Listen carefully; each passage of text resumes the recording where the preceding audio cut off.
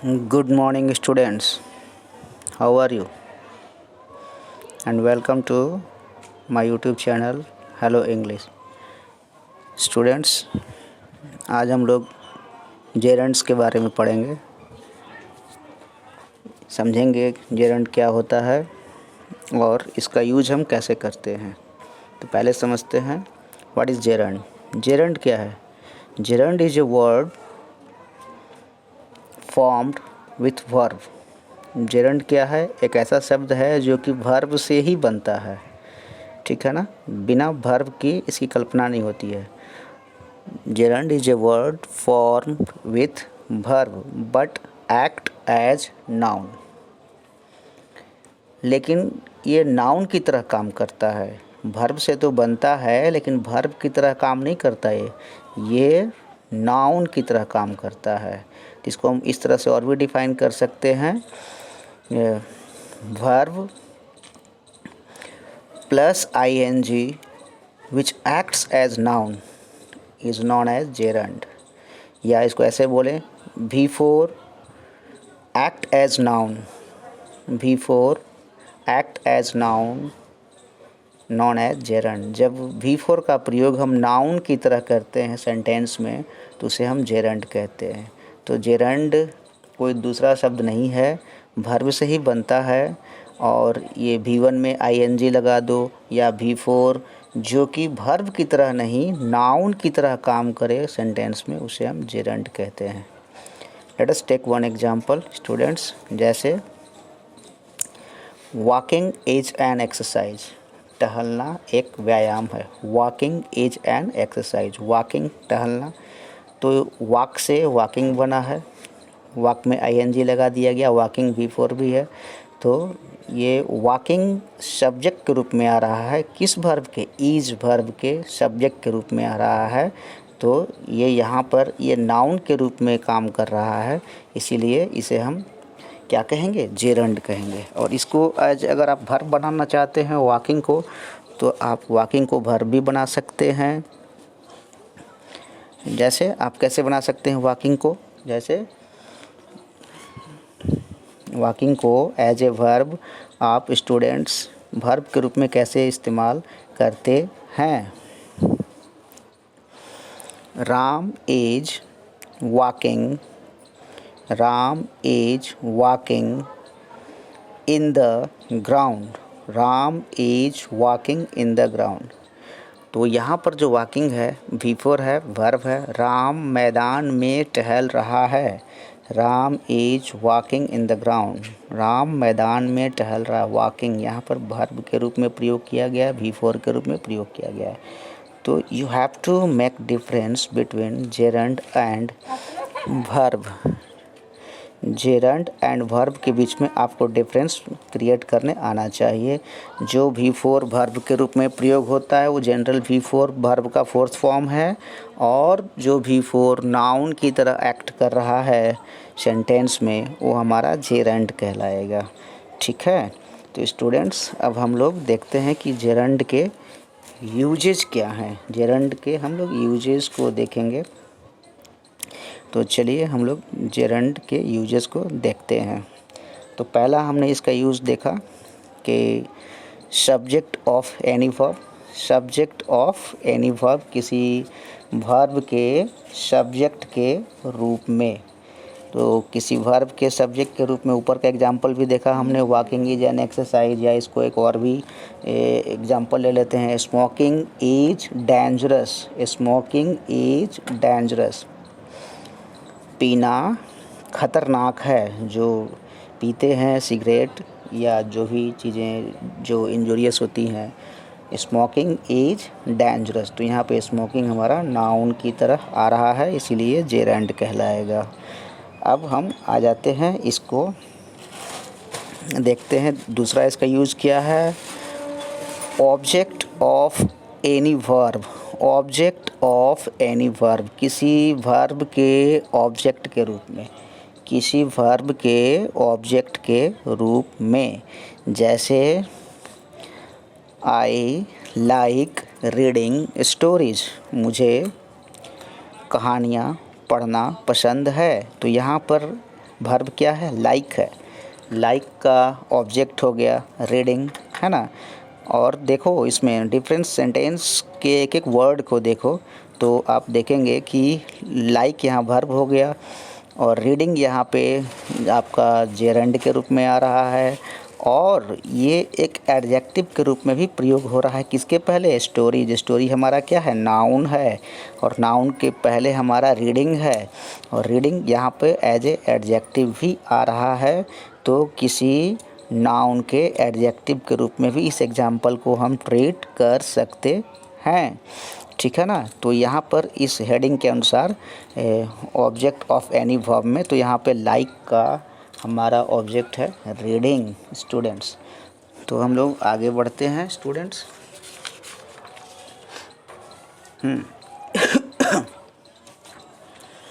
Object of any preposition, object of any preposition.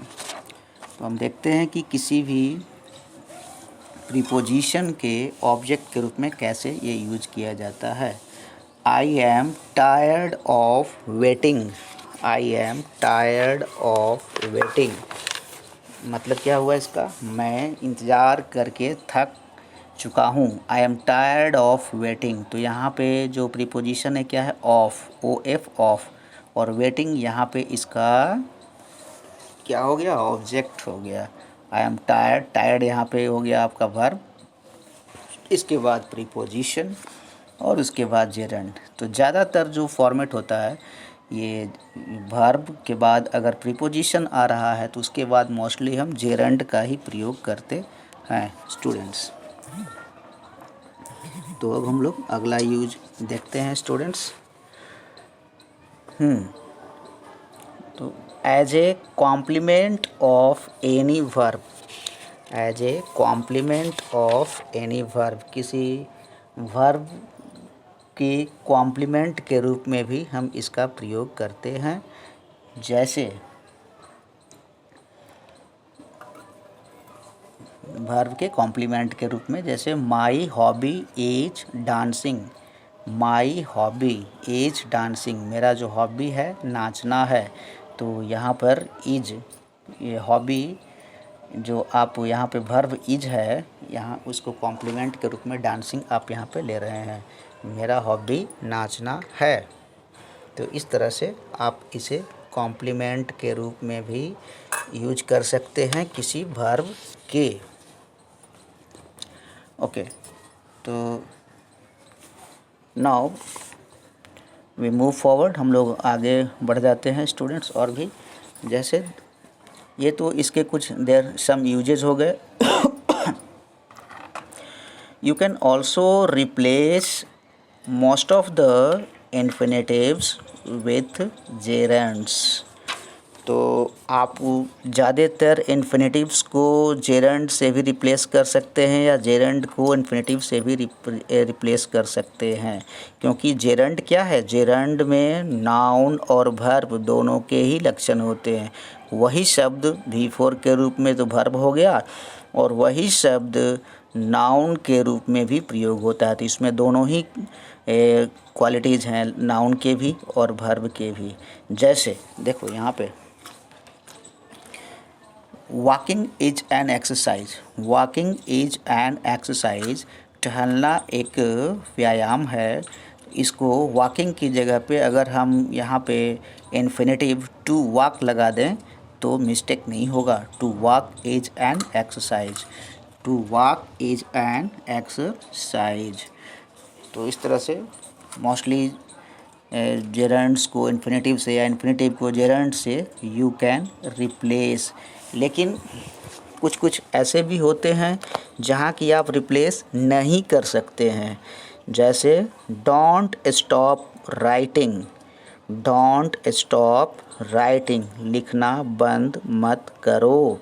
तो यहाँ पर अगर आप चाहें राइटिंग की जगह पे टू राइट तो ये मिस्टेक हो जाएगा। Don't stop to write, to write यहाँ पे मिस्टेक हो जाएगा। राइटिंग यहाँ पे परफेक्ट है और यही करेक्ट है।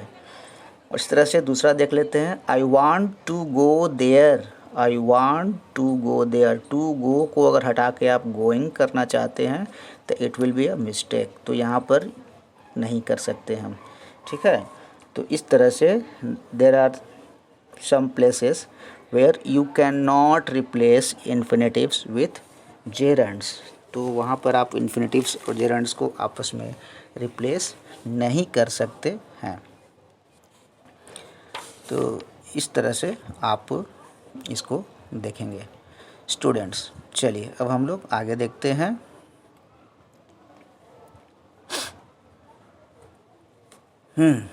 some more uses of gerunds students, और इसके कुछ यूजेस को देखते हैं स्टूडेंट्स।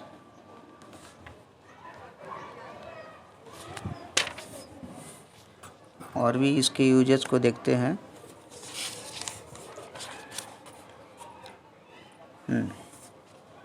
जेरंड आफ्टर प्रीपोजिशन देख ही लिया हमने। जेरंड आफ्टर सर्टेन वर्ब भी हमने देख लिया। अब जैसे if any sentence is starting with let, let से अगर कोई सेंटेंस स्टार्ट हो रहा है तो आप वहाँ पर जेरंड का ही प्रयोग करेंगे। लेट अस गो स्विमिंग, जैसे लेट अस गो स्विमिंग, लेट अस गो स्विमिंग। इसी तरह से और भी कुछ वर्ब्स हैं जहाँ पे इनके साथ आईएनजी फॉर्म ही लगता है, मतलब वो जेरेंडियल फॉर्म ही इनका इस्तेमाल हम करते हैं। जैसे एडमिट है, डिफ़र है, डिसलाइक है, फिनिश है। तो अगर सेंटेंसेस का फॉर्मेट हमारा वर्ब प्लस, तो ज़्यादातर इन वर्ब्स के साथ हम जेरंड का ही प्रयोग करते हैं, मतलब इन वर्ब में आईएनजी लगा करके उनको जेरंड के रूप में प्रयोग करते हैं। जैसे एंजॉय है, अप्रिसिएट है, फॉरगिव है, माइंड है, प्रपोज है, अंडरस्टैंड है। इस तरह से हम इनका प्रयोग करते हैं। नेक्स्ट अब हम लोग देख लेते हैं स्टूडेंट्स।